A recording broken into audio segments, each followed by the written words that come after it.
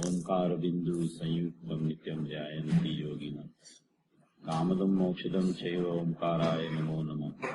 मंगलम भगवान वीरो मंगलम गौतमो गणि मंगलम कुंकुंदार्यो जैनधर्मोस्तु मंगलम। सर्वमंगल मांगल्यम सर्वकल्याणकारकम प्रधानम सर्वधर्माणं जैनम जयतु शासनम। नमः समय साराय स्वानुभूत्या चकास्ते चित् स्वभावाय भावाय सर्वभावांतरच्छिदे। एगो में शशदोपाज्ञान दर्शन लक्षणों शेषा में बहिरा भावा सवे संयोग लक्षणा। मारो सुशाश्वत एक दर्शन ज्ञान लक्षण जीव छे, बाकी बधा संयोग लक्षण भाव मुझથી બાહ્ય છે। હું એક શુદ્ધ સદારૂપી જ્ઞાન દર્શનમય કરે, કઈ અન્ય તે મારું જરી પ્રમાણ માત્ર નથી અરે। જે જાણતો અરહંતને ગુણદ્રવ્યને પર્યાયપણે, તે જીવ જાણે આત્મને તસુ મોહ પામે લય કરે। નથી અપ્રમત કે પ્રમત નથી જે એક જ્ઞાયક ભાવ છે, એ રીત શુદ્ધ કથાઈને જે જ્ઞાત તે તો તે જ છે। જેમ નેત્ર તેમજ જ્ઞાન નથી કારક નથી ભેદ કરે, જાણે જે કર્મોદય નિર્જરા બંધ તેમજ મોક્ષને। ધ્રુવ અચલને અનુપમ ગતિ પામેલ સર્વેશિતને, વંદી કહું શ્રુત કેવડી કથિતા સમય પ્રાકૃત। ઓમ નમઃ શિદેવ્ય નમઃ શિદેવ્ય નમઃ શિદેવ્ય। પૂજ્ય ગુરુદેવ શ્રી દ્વારા જે 45 વર્ષ સુધી દિવ્ય ધ્વનિવત દેશના જે કરેલી છે, એમાં આત્માનું મૂળ સ્વરૂપ જે દ્રવ્યગુણ પર્યાય સ્વરૂપ વસ્તુ છે, એમાં ત્રિકાળી દ્રવ્યનું સ્વરૂપ શું છે, ઉત્પાદ વ્યયનું સ્વરૂપ શું છે, સ્વભાવ કોને કહેવાય, વિભાવ કોને કહેવાય, ઉપાદાન નિમિત્ત નિશ્ચય વ્યવહાર ક્રમબદ્ધ કારણ શુદ્ધ પર્યાય, એવા મુખ્ય મૂળ વિષયો એના ઉપર જે પૂજ્ય ગુરુદેવ શ્રીએ સ્પષ્ટતા કરેલી છે, એ આપણી સમક્ષ જેટલા જીનાગમો છે, એ જીનાગમોનો જે આગમનો જે સાર છે, એ આગમના સારભૂત અધ્યાત્મ છે, એ પૂજ્ય ગુરુદેવ શ્રી આપણને એટલું સરળતાથી અધ્યાત્મ પીરસેલું છે કે જો આપણે ડાયરેક્ટ શાસ્ત્ર વાંચવા જઈએ તો આપણને એમાં કાંઈ ગતાગમ ન પડે, પણ એવા આચાર્ય ભગવાનના મુનિરાજના જે ગૂઢ રહસ્યો હતા, એને એકદમ સરળ સાદી અને પોતાની એક મૌલિક ભાષામાં લૌકિક જનોને અલૌકિક માર્ગ એની ભાષામાં કેવી રીતે સમજાઈ જાય એવી રીતે વર્ણન કરી અને પૂજ્ય ગુરુદેવ શ્રીએ દિવ્ય ધ્વનિવત દેશના એવી રીતે વરસાવી છે કે કોઈ જીવ છે એને મિથ્યા દર્શન, મિથ્યા જ્ઞાન, મિથ્યા ચારિત્રના પરિણામ એક સમયની પર્યાયમાં બહિર્લક્ષ્ય ચાલતા હોય તો પણ એને સહજમાં જ પોતાના સ્વભાવનું અવલંબન લેતા સમય દર્શન જ્ઞાન ચારિત્રાણી મોક્ષ માર્ગની પ્રગટતા થઈ જાય એવી ઉત્કૃષ્ટ વાત પૂજ્ય ગુરુદેવ શ્રીએ એવી રીતે આપણને રજૂઆત કરેલી છે કે અનાદિનો અપ્રતિભૂત જીવ ધારાવાહિકપણે અજ્ઞાન રૂપે સમય કરી અને પરિણમતો હોવા છતાં એની પાસે એક જ્ઞાનમય વસ્તુ, ત્રિકાળ આનંદ સ્વરૂપ વસ્તુ, અનાદિ અનંત વસ્તુ, અભેદ વસ્તુ, ધ્રુવ ચૈતન્ય સ્વભાવરૂપ વસ્તુ, એવી અખંડ વસ્તુ એની પાસે ઉત્પાદનું પરિણમન હોવા છતાં એવી અબાધિતપણે રહી ગઈ છે। એ શુદ્ધ વસ્તુમાં કદી પણ ક્યાંય અનાદિથી ગમે તેવા પરિણામ બહિર્લક્ષ્ય હોવા છતાં એમાં કઈ ખલેલ આવી નથી।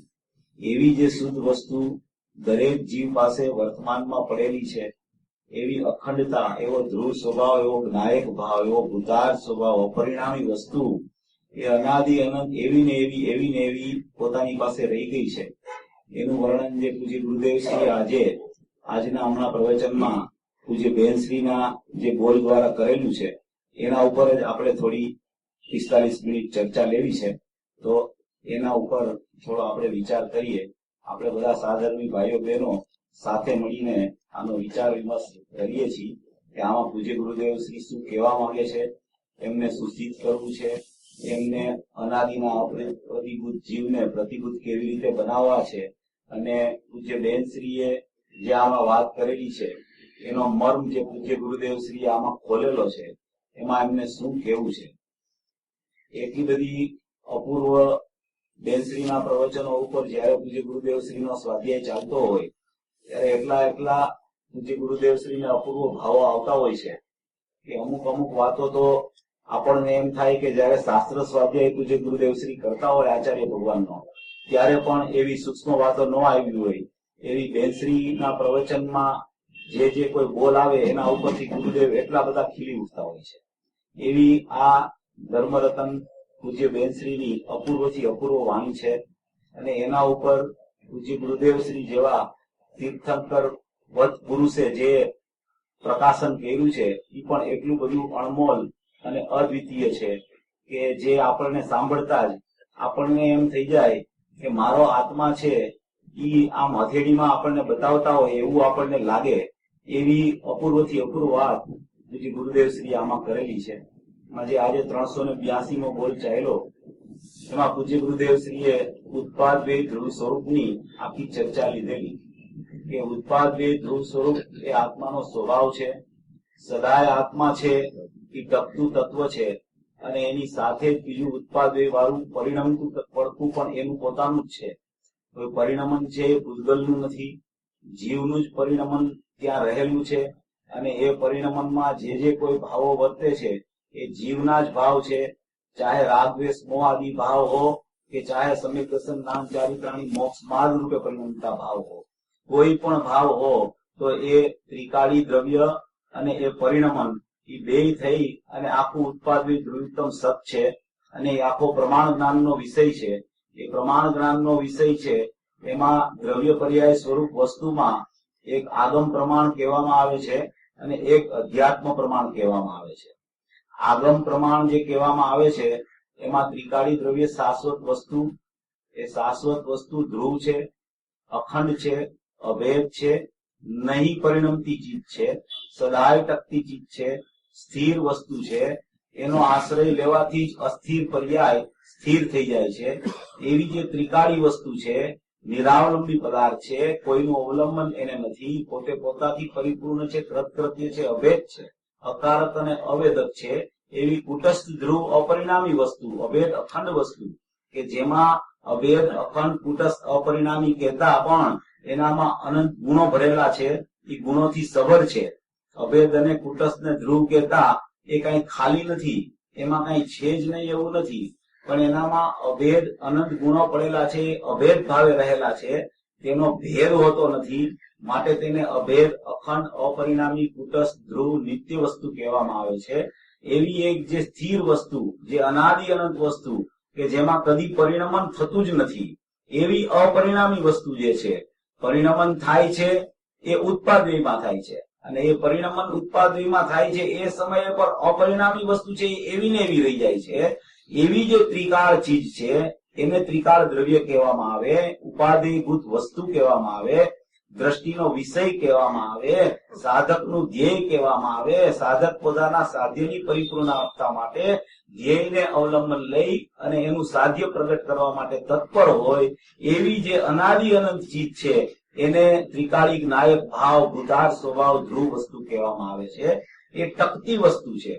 એ ટકતી વસ્તુની સાથે જ એની સાથે જ એક વસ્તુ પરિણમતી પણ રહેલી છે. એ પરિણમતો પદાર્થ છે એને પર્યાય કહેવામાં આવે છે. એ પર્યાયનું પરિણમન પ્રતિ સમય ચાલ્યા કરે છે. કોઈ સમય એવો નથી આવતો નિગોદથી માંડીને સિદ્ધ અવસ્થા સુધી કે કદી પણ પર્યાયનું પરિણમન ચાલતું ન હોય અને ધ્રુવ એકલો જ હોય, અને ક્યારેય પણ પર્યાય એકલી હોય અને ધ્રુવ ન હોય એવું પણ બનતું નથી. તો ઉત્પાદ ધ્રુવયુક્તમ સત એ અનાદિ અનંત વસ્તુનું સ્વરૂપ છે. એ અનાદિ અનંત વસ્તુના સ્વરૂપમાં ત્રિકાળી દ્રવ્ય છે, ધ્રુવ છે, અખંડ છે, અપરિણામી છે. અને પર્યાયમાં વર્તમાનમાં અજ્ઞાની જીવનું અજ્ઞાનના નિમિત્તે રાગ દ્વેષ મોહરૂપ બહિર્લક્ષી પરિણમન ચાલી રહ્યું છે. એ રાગ દ્વેષ મોહરૂપ બહિર્લક્ષી જે પરિણમન ચાલે છે એને અજ્ઞાન ભાવ કહેવામાં આવે છે. એ અજ્ઞાન ભાવ અને જ્ઞાયક ભાવ એ બેયને સાથે મળીને જ્યારે જોવામાં આવે ત્યારે એ પ્રમાણ જ્ઞાનનો વિષય છે. અને એ પ્રમાણ જ્ઞાનનો વિષય છે એ રાગ દ્વેષ મોહ સહિતનું અજ્ઞાન છે. એના સહિત જ્ઞાયકને પ્રમાણમાં લેવો એને આગમ પ્રમાણ કહેવામાં આવે છે. એ આગમ પ્રમાણ અનાદિથી અજ્ઞાની પાસે મોજૂદ રૂપે છે. અનાદિથી હોવા છતાં સમય સમય સમય સમય સમય સમય કરીને અજ્ઞાન રૂપ ઉત્પત્તિ થયા કરે છે. કોઈ અજ્ઞાન ત્રિકાળી દ્રવ્યમાં નથી. ત્રિકાળી દ્રવ્યમાંથી અજ્ઞાનનો સ્ત્રોત આવતો નથી. પણ જે પર્યાય ઉત્પાદ રૂપે પરિણમન થાય તો એ પર્યાયનો ઉત્પાદ થતા એની પરિણમનની યોગ્યતા હોય એવા પ્રકારે એનું પરિણમન થઈ અને ઈ પરસંગ એવ પરનું લક્ષ કરી અને વિભાવ રૂપે પરિણમે તો એમ કહેવામાં આવે છે કે આ જીવની આ પર્યાયમાં અત્યારે બહિર્લક્ષે નિમિત્ત નૈમિતિક જોવો તો બહિર્લક્ષે પર્યાય થાય છે, સત્કારકથી જોવો તો પોતાની યોગ્યતા અનુસાર પર્યાય થાય છે. એવી રીતે આ અનાદિનું અજ્ઞાન સમય સમય સમય સમય સમય સમય કરીને થઈ રહ્યું છે. એક સમય પૂરતો અજ્ઞાન ઉત્પાદમાં પ્રગટ થાય તો બીજે સમયે પાછું અજ્ઞાન જ આવશે એવો કોઈ નિયમ નથી. કારણ કે એની પાસે ધ્રુવ વસ્તુ સ્થિર અજ્ઞાન વગરની જ્ઞાનમય છે. એ જ્ઞાનમય અપરિણામી વસ્તુ છે, એ સ્થિર વસ્તુ છે, અનાદિ અનંત વસ્તુ છે, એવી ને એવી વસ્તુ છે. એ સુખમય વસ્તુ એની પાસે પડી છે. જ્યાં એને અજ્ઞાનનો ખ્યાલ આવે છે અને જ્યાં એને જ્ઞાનનો ખ્યાલ આવે છે કે મારી વસ્તુ તો જ્ઞાનમય રહી ગઈ છે, અજ્ઞાનમય પરિણમન તો બહિર્લક્ષે ચાલ્યા કરે છે, ત્યાં જ એ જીવ ચેતી જાય છે.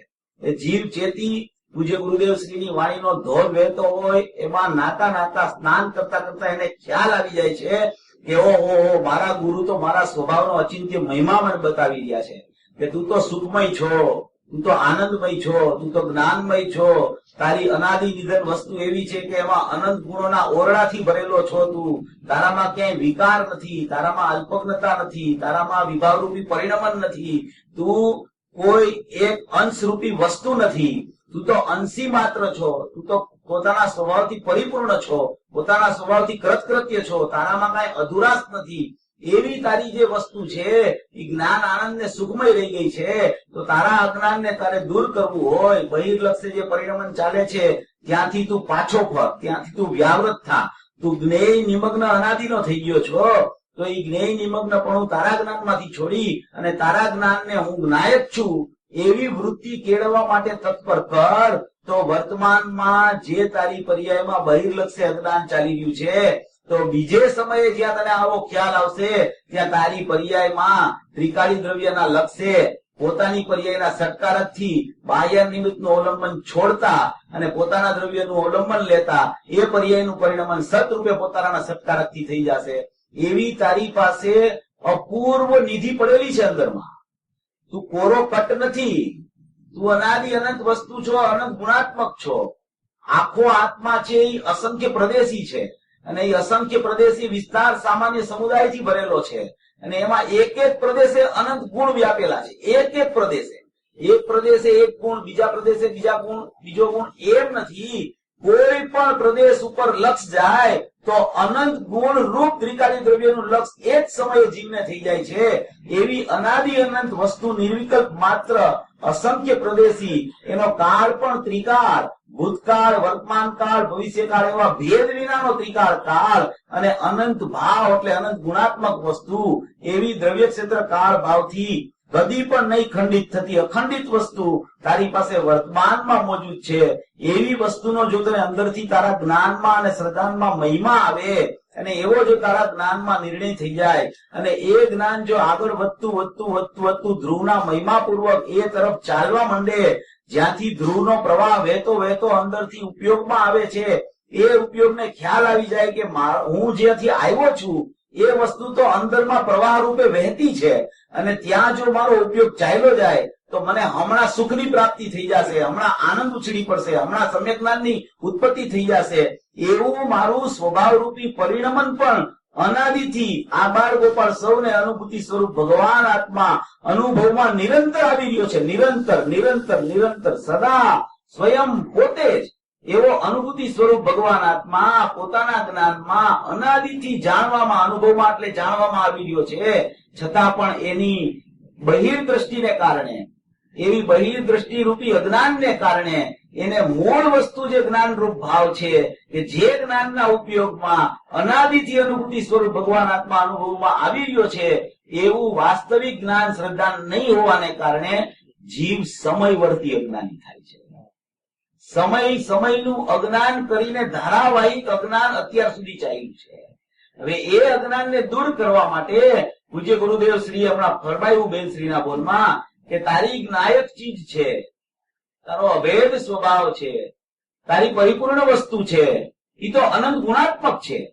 એક એક ગુણમાં એવું સામર્થ્ય ભરેલું છે કે એક એક ગુણનું એવું સામર્થ્ય છે કે અનાદિકાળથી અનંત કાળ સુધીની જેટલી પર્યાયો પ્રગટ થવાની છે એ બધી પર્યાયોનું શક્તિરૂપ પારિણામિક ભાવ અને યોગ્યતારૂપ પારિણામિક ભાવે અંદરમાં ગુણમાં એવી યોગ્યતા અને શક્તિ પડેલી છે. એને બહાર પ્રગટ પર્યાય થઈ ગયા પછી એને ફેરવવાનો પ્રયાસ કરે તો કોઈ દિવસ ફરી શકતી નથી, અને કોઈ પર્યાય પોતે કરે એવી રીતે કદી થતી નથી. એની અંદરમાં યોગ્યતારૂપ પારિણામિક ભાવમાં ભૂતકાળની યોગ્યતારૂપ પારિણામિક ભાવે બધી ભૂતકાળની પર્યાયો પડેલી છે, અને ભવિષ્યની જેટલી પર્યાયો પ્રગટ થવાની છે અનંતકાળ સુધીની એ બધી અંદરમાં શક્તિરૂપ પારિણામિક ભાવે પડેલી છે. શક્તિરૂપ પારિણામિક ભાવે પડેલી જેટલી જેટલી જેટલી જેટલી જેટલી જેટલી જેટલી પર્યાયો પ્રગટ થવાની છે એ શક્તિની વ્યક્તિ અને પાછો વ્યય, શક્તિની વ્યક્તિ પાછો વ્યય. પર્યાયનું આયુષ્ય માત્ર એક સમયનું છે. એક સમયનું અજ્ઞાન છે એ ખરેખર અનાદિથી જીવની એક સમયની પર્યાયમાં ચાલી રહ્યું છે, અને એની નજર એ અજ્ઞાનને દૂર કરવા ઉપર છે કે આ અજ્ઞાન ચાલી રહ્યું છે એ અજ્ઞાન કેવી રીતે દૂર થાય. પણ જેમાં અજ્ઞાન નથી, જેમાંથી અજ્ઞાન આવતું નથી, જેમાં જ્ઞાન રૂપી ભાવ ભરેલો છે કે જે એની પાસે વસ્તુ અનાદિથી પડી છે એવી શાશ્વત વસ્તુ ત્રિકાળ એની પાસે છે કે એ ત્રિકાળ વસ્તુમાંથી તો માત્ર જ્ઞાન ભાવ પ્રગટે છે, અને એ જ્ઞાન ભાવ પ્રગટતા વેત એની જે પ્રકારની યોગ્યતા હોય એ યોગ્યતા રૂપે એ જ્ઞાન ભાવ પરિણમી જાય છે. વસ્તુમાં કોઈ અજ્ઞાન નથી, અંદરમાં વસ્તુ તો જ્ઞાનથી ભરેલી છે, વસ્તુ તો અનંત ગુણોથી ભરેલી છે. તો એનું પ્રગટપણું તો જે અંદરમાં હોય એવું થવું જોઈએ. એવું થાય તો જ ખરેખર એને એની વાસ્તવિક પર્યાય કહેવાય. જો એનાથી વિરુદ્ધ પરિણમન થાય તો એ પરિણમન જેના લક્ષ્ય થતું હોય તેનું કહેવામાં આવે, એનું પરિણમન કહેવામાં ન આવે. કારણ કે ગુણોમાં કોઈ એવી શક્તિ નથી કે રાગ દ્વેષ મોહની ઉત્પત્તિ કરે. ગુણોમાં એવી શક્તિ છે કે સમ્યક દર્શન જ્ઞાન ચારિત્રની મોક્ષ માર્ગ ઉત્પન્ન કરે, એનો સમ્યક જ્ઞાન ભાવ ઉત્પન્ન કરે, એનો સમ્યક દર્શન ભાવ ઉત્પન્ન કરે, એવી પોતામાં શક્તિ રહેલી છે. અને એ શક્તિની વ્યક્તિ એ શક્તિ જેવી થાય ત્યારે જ ખરેખર એને એ દ્રવ્યની પર્યાય કહેવામાં આવે છે. રાગ દ્વેષ મોહની પર્યાયને દ્રવ્યની પર્યાય કહેવામાં આવે, પણ એ અજ્ઞાન ભાવ છે. એ અજ્ઞાન ભાવ પરના સંગથી થયો છે, પરના નિમિત્તના લક્ષ્ય થયો છે, નિમિત્તના લક્ષ્ય નૈમિતિકપણું થયું છે. એ જ સમયે એ પર્યાયને તમે નૈમિતિકપણું નિમિત્તના લક્ષ્યવાળું છોડી અને ક્ષણિક ઉપાદાનથી જોવો તો એ પર્યાય એના સટકારકથી થઈ છે, એ નિરપેક્ષ થઈ છે, એને કોઈની અપેક્ષા નથી. પૂજ્ય ગુરુદેવ શ્રી આજ ફરમાયું કે પરની અપેક્ષા તો કોઈ પર્યાયને નથી, પરને કારણે તો કોઈ પર્યાય પ્રગટતી નથી, ખરેખર તો પરના નિમિત્તે કોઈ પર્યાય પ્રગટતી નથી. પણ જે પર્યાયનો ઉત્પાદ થાય છે એ નિરપેક્ષપણે પોતાના સ્વયં સટકારકથી થાય છે. કર્તા કર્મ કરણ સંપ્રદાન અપાદાન અધિકરણ એવા એના જે તે પર્યાય પ્રગટ થવાના તે પર્યાયમાં તેના પોતાથી પોતામાં સટકારક રહેલા છે. શ્રદ્ધા ગુણના સટકારક શ્રદ્ધાની પર્યાયમાં રહેલા છે, જ્ઞાનની પર્યાયમાં જ્ઞાનના સટકારક રહેલા છે, ચારિત્રની પર્યાયમાં ચારિત્રના સટકાર રહેલા છે. એવી રીતે અનંત ગુણની અનંત પર્યાયમાં પોતપોતાના સ્વતંત્ર સટકારક રહેલા છે. એક પર્યાયને બીજી પર્યાય સાથે સંબંધ થતો નથી, તો પર્યાયને પર સાથે સંબંધ કેવી રીતે થાય કે પર્યાયને દ્રવ્ય સાથે ખરેખર સંબંધ થતો નથી. પર્યાય પોતાના સટકારકથી સ્વયંકૃત, પર્યાયકૃત છે. પર્યાય પરકૃત પણ નથી અને ખરેખર પર્યાય દ્રવ્યકૃત પણ નથી. એવું પર્યાયનું સ્વતંત્ર નિરપેક્ષ અસ્તિત્વ છે. જો પર્યાય પરકૃત હોય, પરથી થતી હોય, તો પરને કારણે થતી હોય, પરથી થતી હોય, તો પરથી પરાધીન થઈ જાય પર્યાય. તો એની સ્વાધીનતા, એનું સતપણું ખતમ થઈ જાય. અને એવી જ રીતે જો પર્યાય દ્રવ્યથી પણ થતી હોય તો કોઈ દિવસ કોઈ જીવને પર્યાયમાં વિકાર જ ન આવે. સમ્યક દર્શન, જ્ઞાન, ચારિત્રાણી, મોક્ષ માર્ગના પરિણામ જ અંદરથી આવ્યા કરે. માટે પર્યાય ના તો દ્રવ્યથી થાય છે, ના તો પરથી થાય છે. પર્યાય પોતાની ક્ષણિક ઉપાદાનગત તત્સમયની યોગ્યતાથી થાય છે, પોતાના સટકારકથી થાય છે, નિરપેક્ષ થાય છે. અનાદિ અનંત પર્યાયો નિરપેક્ષ છે અને એ નિરપેક્ષ પર્યાયો પણ પ્રગટવા માટેની અંદરમાં એની પાસે યોગ્યતારૂપ અને શક્તિરૂપ પારિણામિક ભાવ અંદરમાં પડેલો છે. જીવોની સ્થિતિ શું હોય છે કે વર્તમાન પર્યાયને કેવી રીતે ફેરવવી, વર્તમાન પર્યાયમાં અજ્ઞાન દૂર કેવી રીતે થાય, એ વર્તમાન પર્યાયને જોઈને એનો નિર્ણય કરતા હોય છે કે આવી પર્યાય થઈ, હવે બીજે સમય આવી ન થવી જોઈએ, હવે આવી ન થવી જોઈએ, એટલે હું ધ્રુવનું અવલંબન લઉં તો આવી પર્યાય ન થાય. એ પર્યાય આવી ન થાય એના માટે ધ્રુવનું અવલંબન લેવાનો પ્રયાસ કરે છે. એવું સ્વરૂપ નથી. પર્યાય તો પર્યાયના સ્વભાવથી સટકારક રૂપે પરિણમશે, એને કોઈ રોકી નહીં શકે. એનો પુરુષાર્થ તો દ્રવ્યના નિર્ણયમાં ચાલવો જોઈએ, એના જ્ઞાનમાં નિર્ણય ત્રિકાળી દ્રવ્યનો આવવો જોઈએ કે મારી જેટલી પર્યાયો પ્રગટતા રૂપે, ઉત્પાદ રૂપે આવે છે એનો સ્ત્રોત તો અંદરમાં દ્રવ્યમાં પડેલો છે. એ દ્રવ્યમાં બધું વસ્તુની વ્યવસ્થા પડેલી છે. એ દ્રવ્યમાંથી અંદરથી સ્ત્રોત પ્રગટ થાય છે. એ પર્યાયમાંથી પર્યાય નથી આવતી. પર્યાય આવે છે દ્રવ્યમાંથી અને પર્યાય થાય છે પોતાની યોગ્યતાથી. આવે છે દ્રવ્યમાંથી, થાય છે સ્વતંત્ર. દ્રવ્યમાંથી આવે છે એને જો દ્રવ્યથી થતી હોય તો દ્રવ્ય જેવી થવી જોઈએ, એવી તો થતી નથી.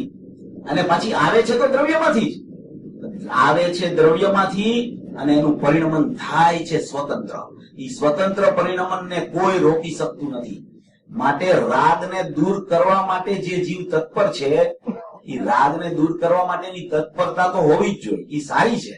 પણ એ રાગ દૂર કેવી રીતે થાય એ મૂળ વાત છે. કોઈને રાગ નથી જોતો, બધાને વિતરાગતા જોઈ છે, બધાને ખરેખર સુખ જોઈ છે. એની પાસે દુઃખ વર્તમાનમાં વિદ્યમાન છે એ જાણે છે, એટલે એને સુખની આવશ્યકતા છે, સુખ એને જોઈ છે. પણ સુખ ક્યાં છે એની ખબર હોવા છતાં એ તરફ વલણ જાતું નથી. ગુરુદેવના પ્રતાપે બધાને ખબર તો પડી ગઈ કે બહારમાં મારું ક્યાંય સુખ નથી, શાસ્ત્ર જ્ઞાનમાં મારું ક્યાંય સુખ નથી, સિમંદર ભગવાનની દેશનામાં ખરેખર મારું સુખ નથી, કોઈ જ્ઞાનીની વાણીમાં મારું સુખ નથી. પણ જ્ઞાનીની વાણીમાં જે મારા ત્રિકાળી દ્રવ્યની વાત આવે છે, જે મારા સ્વભાવની ચર્ચા આવે છે, જે મારા સ્વરૂપની ચર્ચા આવે છે, એવા સ્વરૂપમાં મારો સુખ, મારો આનંદ, મારું જ્ઞાન લબાલબ ભરેલું છે. અંદરમાં એકેય એવો ખૂણો દ્રવ્યનો ખાલી નથી કે જ્યાં જ્ઞાન, આનંદ, સુખ, પ્રભુત્વ, વિભુત્વ, સર્વદર્શિત્વ, સર્વજ્ઞત્વ, સ્વચ્છત્વ, પ્રકાશ એવી અનંત શક્તિઓમાં ક્યાંય એવો ખૂણો ખાલી નથી કે એનાથી સબર ન હોય. એવું એક મારું ચૈતન્ય રસ પૂર્ણ તત્વ, એવું મારું અનાદિ અનંત અખંડ તત્વ, જેને કહેવામાં આવે જ્ઞાયક ભાવ, જેને કહેવામાં આવે ભૂતાર્થ સ્વભાવ, જેને કહેવામાં આવે ધ્રુવ સ્વભાવ, એવી વસ્તુ જે મારી પાસે પડી છે એને જો વાસ્તવિકપણે, યથાર્થપણે, નિર્ણયપૂર્વક સમજવામાં આવે તો પર્યાય હોવા છતાં પર્યાયની દ્રષ્ટિ છૂટી જાય છે. થાય છે શું કે પર્યાયોને જીવ દૂર ખસેડવાનો પ્રયાસ કરે છે, પર્યાયોને ત્યાં જ રાખવાની છે. પર્યાયો કદી દ્રવ્યથી દૂર જઈ શકતી નથી.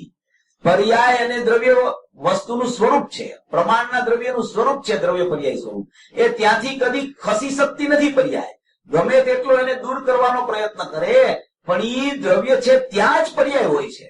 પર્યાયનું ખરેખર વાસ્તવિક સ્વરૂપ સમજે તો પર્યાય ઉપરથી લક્ષ સહજ છૂટી જાય છે. એ થાય છે શું કે પર્યાયનું સ્વરૂપ સમજ્યા વગર પર્યાયને દૂર કરવાનો જીવનો પ્રયાસ ચાલતો હોય છે. એટલે ખરેખર પર્યાયનું યથાર્થ સ્વરૂપ સમજવાનું છે. જો પર્યાયનું યથાર્થ સ્વરૂપ સમજાઈ જાય તો પર્યાયનું લક્ષ છૂટી અને દ્રવ્ય ઉપર લક્ષ ચાલ્યું જાય છે. હવે એના માટે છે ને પૂજ્ય ગુરુદેવશ્રીએ એક 49મી ગાથા છે, સમયસાર શાસ્ત્રની 49મી ગાથા. એ 49મી ગાથામાં અવ્યક્તના 6 બોલ આવેલા છે.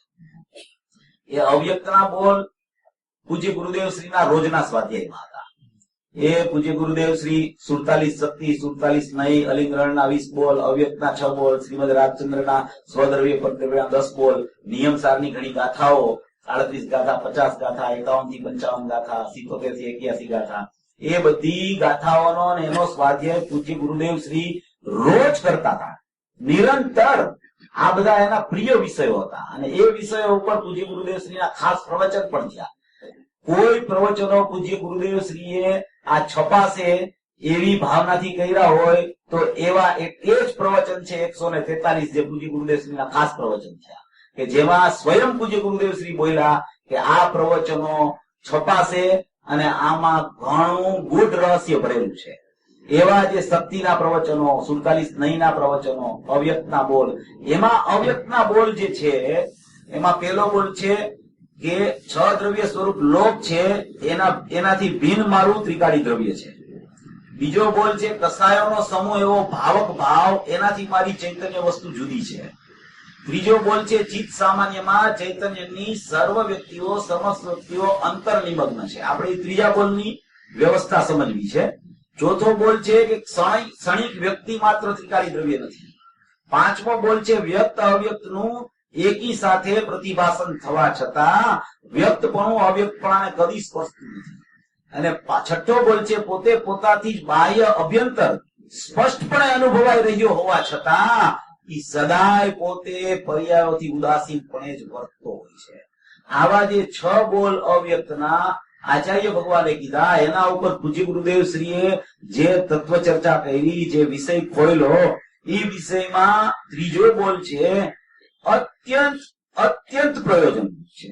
જે દ્રવ્ય પર્યાય સ્વરૂપની વ્યવસ્થા છે એ જો યથાર્થપણે કોઈ જીવને સમજવી હોય તો પૂજ્ય ગુરુદેવ શ્રીના 49મી ગાથાના અવ્યક્તના બોલ ઉપરના જેટલી વાર પ્રવચન થયા હોય ને એ સાંભળી લેવા.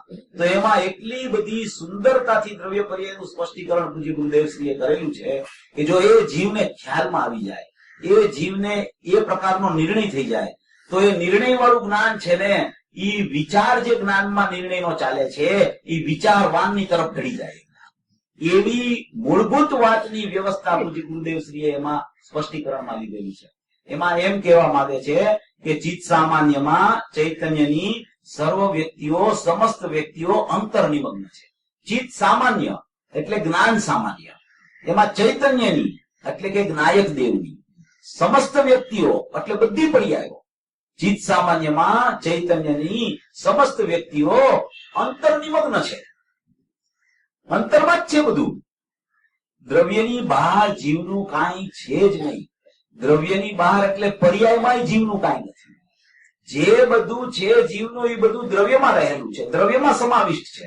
ત્યાંથી જ બધું બહાર ઉદ્ભવિત થાય છે અને એ બહાર ઉદ્ભવિત થાય છે એ એને ખ્યાલમાં આવે છે તો એને જોવાથી એને એમ થાય છે કે હવે આને હું ફેરવું, આને હું શ્વસનમુક્ત કરવું, આ ઉપયોગને પરથી ખેંચવું.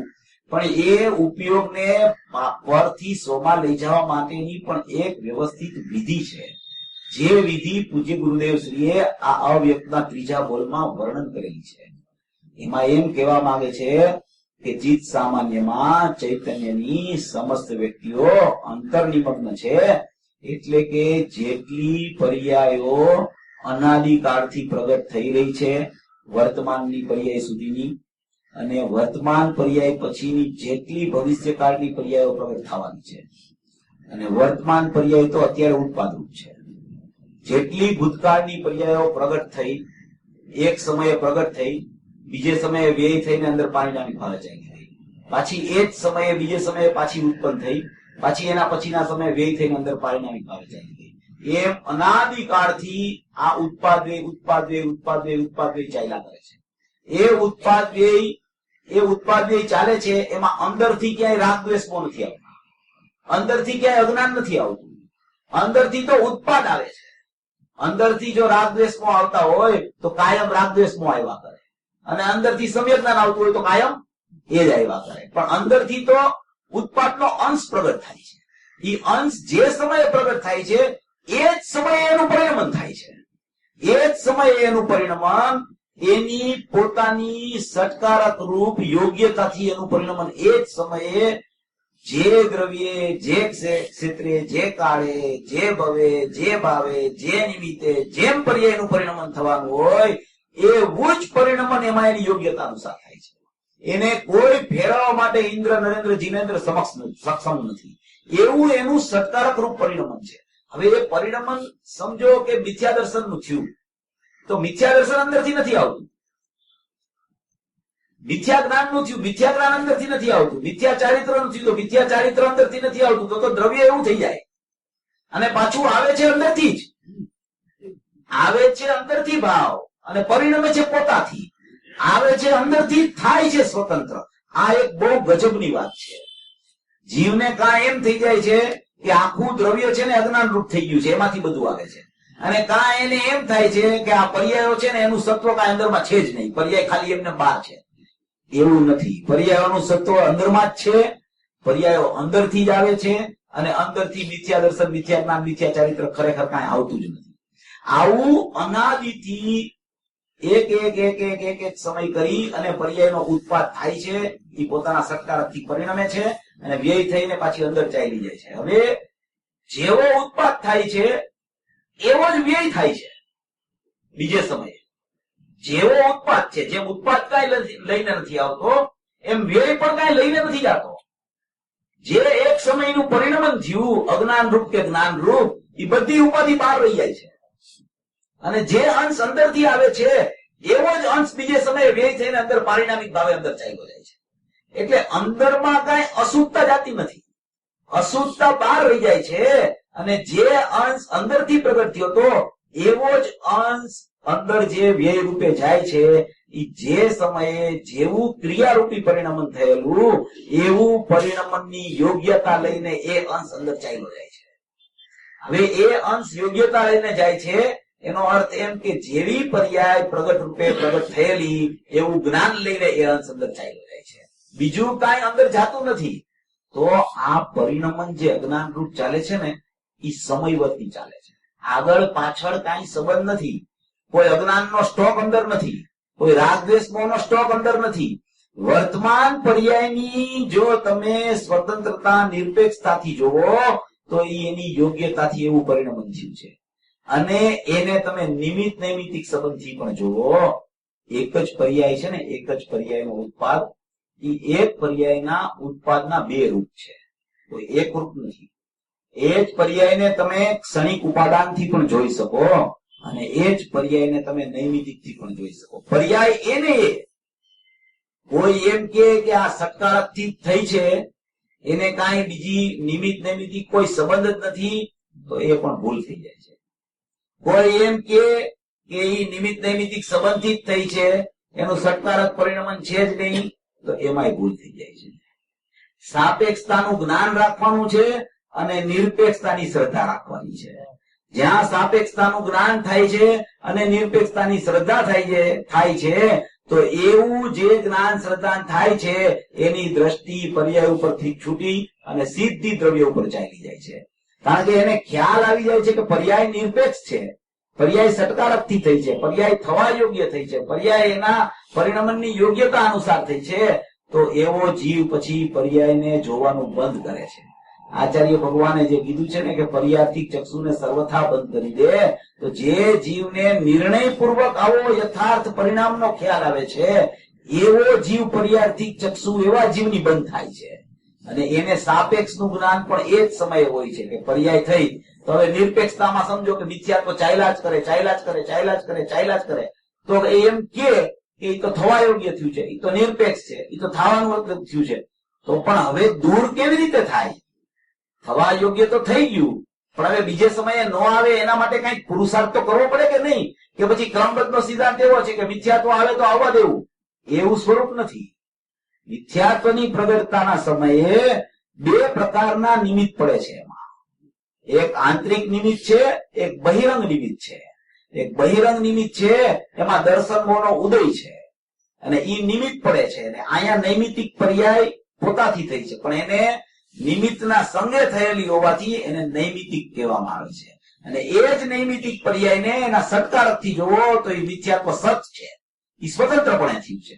એક એવું બહિરંગ નિમિત્ત છે અને એક એવું અંતરંગ નિમિત્ત મિથ્યાત્મ માટે શું છે તો કે એને પોતાના સ્વભાવને જ્ઞાયક ભાવને છોડી દીધો શ્રદ્ધાની પર્યાય.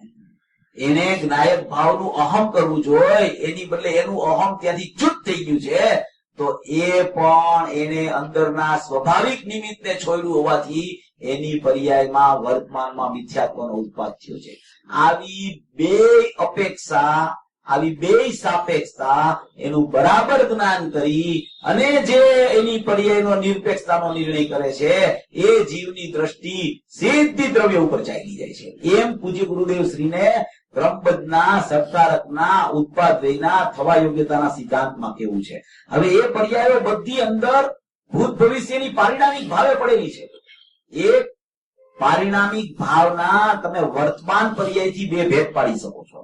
ભેદ નથી અંદરમાં, સમજણમાં લેવા માટે બે ભેદ થઈ શકે છે.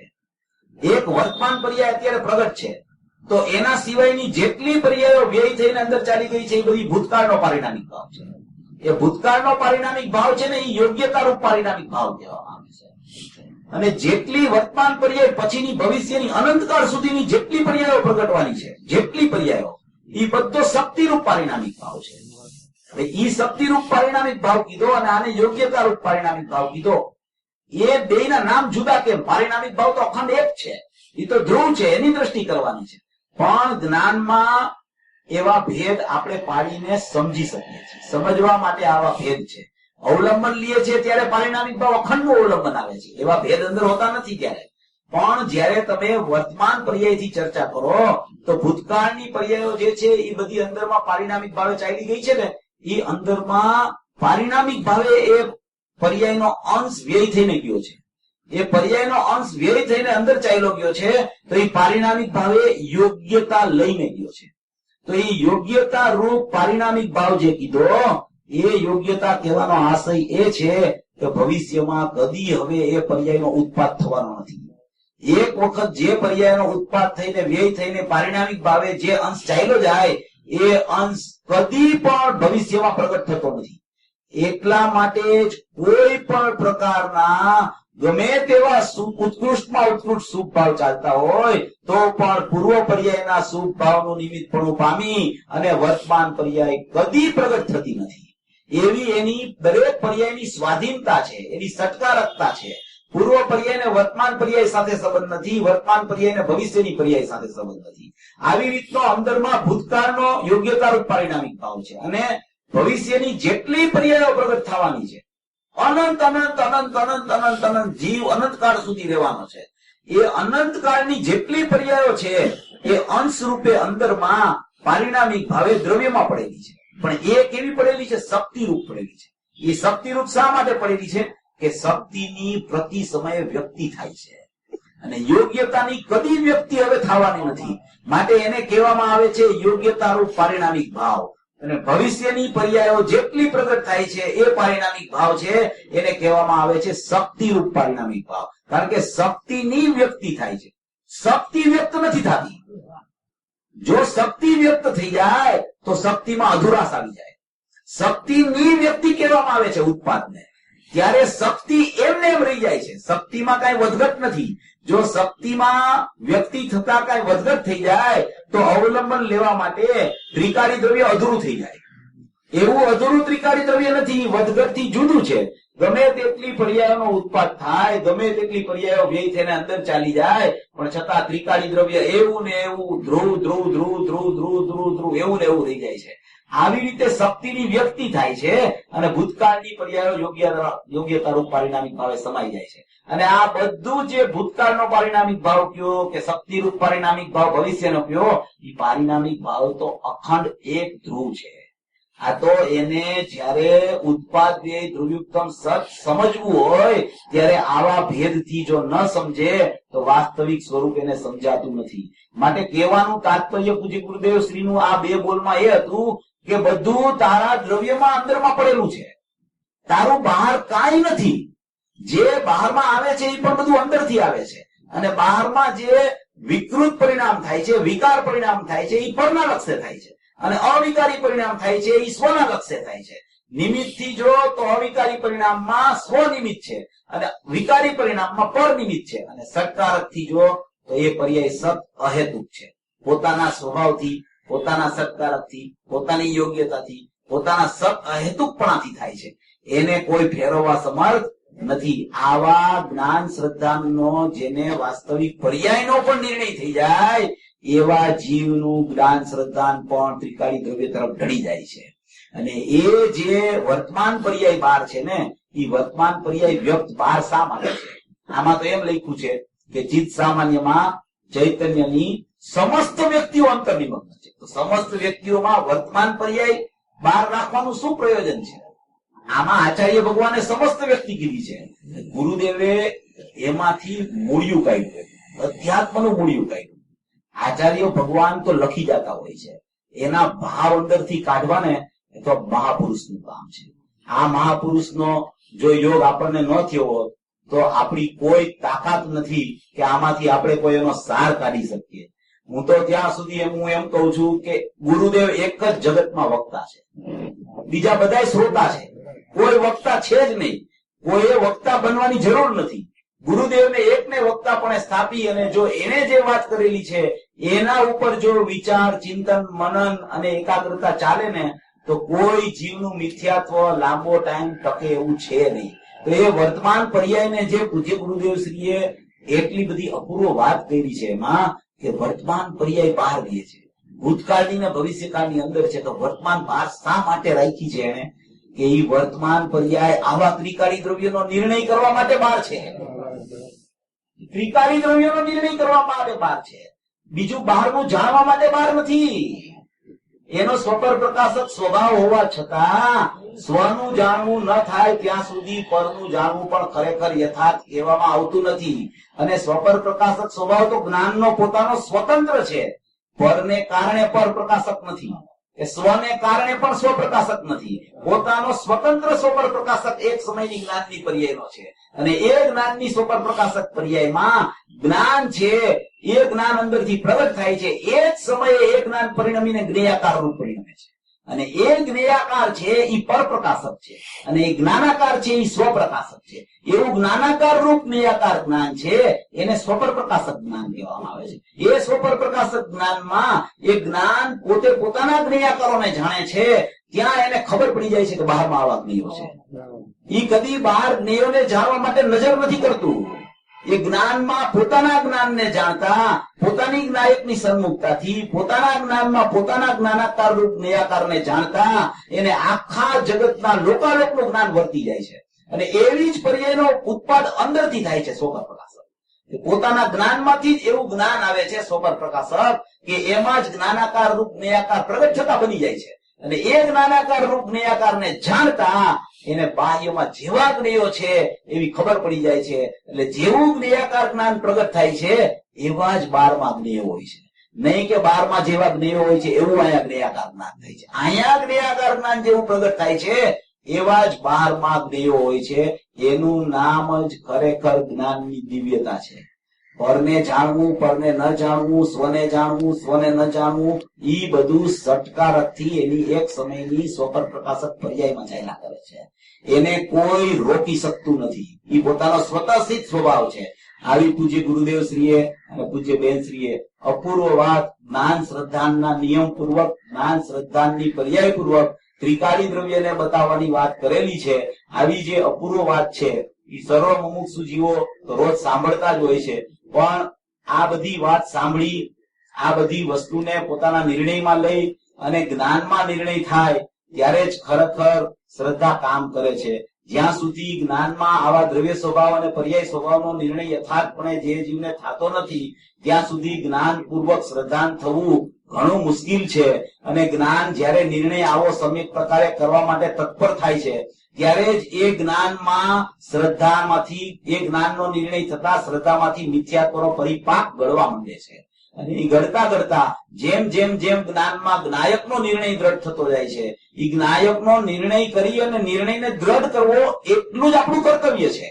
એના સિવાય બીજું કોઈ પર્યાયને દ્રવ્ય તરફ લઈ જાવી એ કોઈ લઈ જઈ શકતું નથી. કોઈના હાથની વાત જ નથી.